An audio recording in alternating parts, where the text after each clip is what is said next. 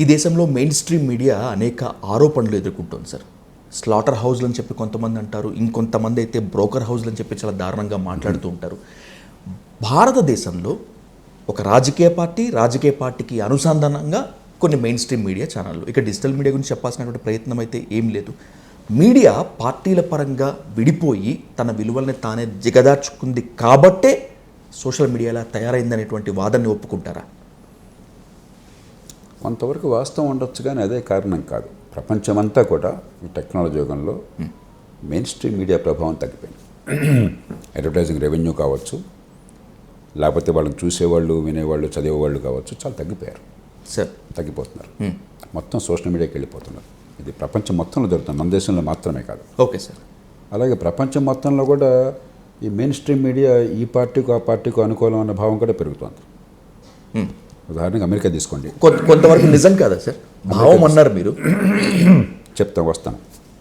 America తీసుకోండి. CNN అంటే ట్రంప్కి వ్యతిరేకం, డెమోక్రాటిక్ పార్టీకి అనుకూలం. మన ఫాక్స్ టీవీ అంటే ట్రంప్కి అనుకూలం, రిపబ్లికన్స్కి అనుకూలం. అలాగే బ్రిటన్లో సన్ పత్రిక సేమ్ రూపర్ట్ మర్డాక్దే, అది కన్జర్వేటివ్ పార్టీకి అనుకూలం. గార్డియన్ పత్రిక లేబర్ పార్టీకి అనుకూలం. ఇట్లాగా ప్రపంచం అంతా విడిపోయింది. కానీ వాళ్ళకి ఇక్కడికి మన తేడా ఏంటంటే, అలాగే న్యూయార్క్ టైమ్స్ లిబరల్స్ అండ్ డెమోక్రాట్స్కి అనుకూలము, వాల్ స్ట్రీట్ జర్నల్ కన్జర్వేటివ్స్కి అనుకూలం. ఇట్లా ప్రపంచం అంతా విడిపోయింది. కానీ అక్కడ భావజాలం రీత్యా తప్ప వ్యక్తుల రీత్యా కాదు. చాలా మేరకు ఒక పార్టీకి, ఒక పత్రికకి, ఒక ఛానల్కి ఒక స్పష్టమైన సిద్ధాంతం, లేకపోతే ఎలాంటి సమాజం కావాలని చెప్పన్న ఆలోచన ఉండటం తప్పేం కాదు. వాళ్ళ ఇష్టం, అది స్వాతంత్రం, స్వేచ్ఛలో భాగం. అది దానివల్ల నష్టమా లాభమా పత్రిక అనేది వాళ్ళు నిర్ణయం చేసుకోవాలి తప్ప నువ్వు అలా ఉండకూడదని చెప్పే హక్కు మనకు లేదు. కానీ రెండు విషయాలు గుర్తించాలి. ఒకటి, వాస్తవాలను వక్రీకరించము. నా కంక్లూజన్స్కి ముందు వచ్చేసి వార్తలను వక్రీకరించాను. నేను వార్తే, వాస్తవం వాస్తవమే. వాస్తవాన్ని నేను విశ్లేషించే తీరు నా దృష్టికోణం నుంచి చూస్తానని చెప్పనేది దృష్టికోణం మనకు అర్థమైనప్పుడు తప్పలేదు. Okay sir. కానీ మనకేం జరుగుతుందంటే, ముఖ్యంగా మనలాంటి దేశాల్లో వాస్తవాలనే వక్రీకరిస్తున్నాం. అప్పటికి అది వార్తాపత్రిక కాదు, అప్పటికి టీవీ ఛానల్ కాదు, ఇక అది ఒక ప్యాంఫ్లెట్ అయిపోతుంది. సో సమస్య వాళ్ళకు ఒక పక్షపాత దృక్పథం ఉండటం కాదు. సమస్య జాతి ప్రయోజనాలని పక్కన పెట్టి అధికార క్రీడలో భాగస్వాములయ్యి ఏ రకమైనటువంటి లక్ష్యం లేకుండా, సామాజిక లక్ష్యం లేకుండా వ్యక్తి ప్రయోజనాల కోసం పాటుపడటం, అక్కడ సమస్య ఉన్నది.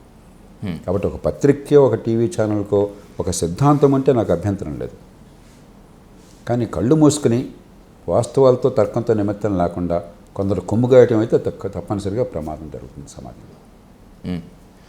తెలుగు రాష్ట్రాల్లో మెయిన్ స్ట్రీమ్ మీడియా కానీ డిజిటల్ మీడియా కానీ ఏదో ఒక పార్టీకి కొమ్ము కాయాల్సిందే, ఏదో ఒక పార్టీ గొంతును వినిపించాల్సిందే అనేటువంటి ఒక అప్రకటిత నిషేధమో లేకపోతే తప్పనిసరి కండిషన్లు ఉన్న పరిస్థితి ఉన్నట్లుగా ఉన్నాయి సార్.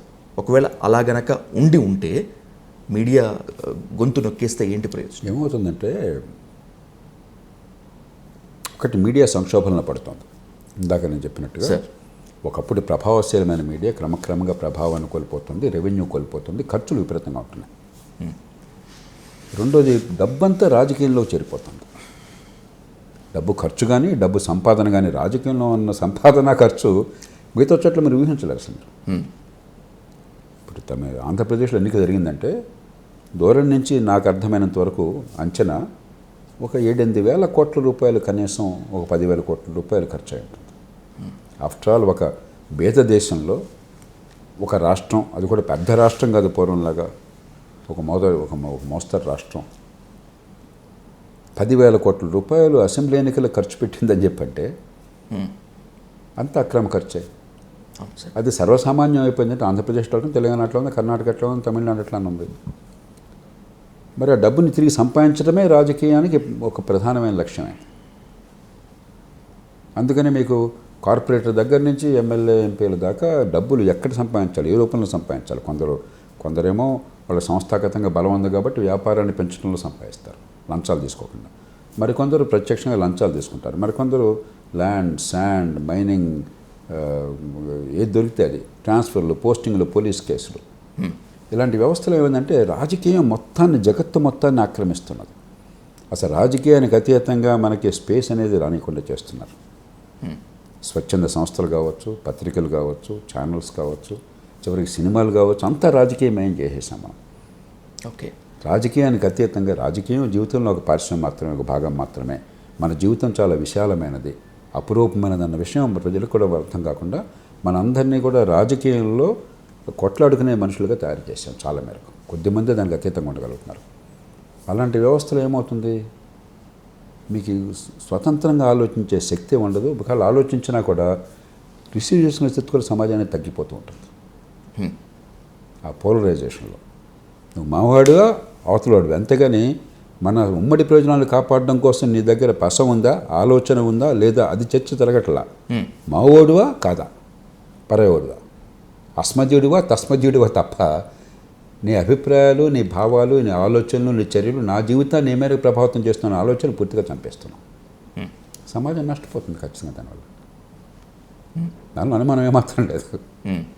మనం మంచి చెడు విచక్షణ కోల్పోయిన తర్వాత, మూర్ఖంగా నలుపు తెలుపుగా చూసిన తర్వాత, పార్టీలు కొమ్ము కాయటం మొదలెట్టిన తర్వాత నా కులమా, నా పార్టీయా, నా మతమా తప్ప మన హితమేమిటి అన్న దాని మీద చర్చ మనకు పెట్టకపోయిన తర్వాత, అందులో విద్య సర్వనాశనమైన సమాజంలో పనికిమాలిన విద్య 100కి 90 మందికి 80 మందికి కలుగుతాం. తార్కిక శక్తి లేదు. తమ ప్రయోజనాలు అర్థం కానటువంటి యువత, ఒక ఆవేశం ఉంది, ఆశ ఉంది, ఆగ్రహం ఉంది తప్ప ఆలోచన చాలా తక్కువ ఉన్నది. అప్పుడు సమాజంలో నష్టం జరుగుతుంది. దాని నుంచి బయటపడాలంటే అన్ని రంగాల్లో, రాజకీయంలో కావచ్చు, పరిపాలనలో కావచ్చు, న్యాయ వ్యవస్థలో కావచ్చు, పత్రికల్లో కావచ్చు, మేధా రంగంలో కావచ్చు, పౌర సమాజంలో కావచ్చు, నాయకత్వం కాస్త కళ్ళు తెరవాలా, దీని నుంచి కొంచెం పైకి ఎదగాల.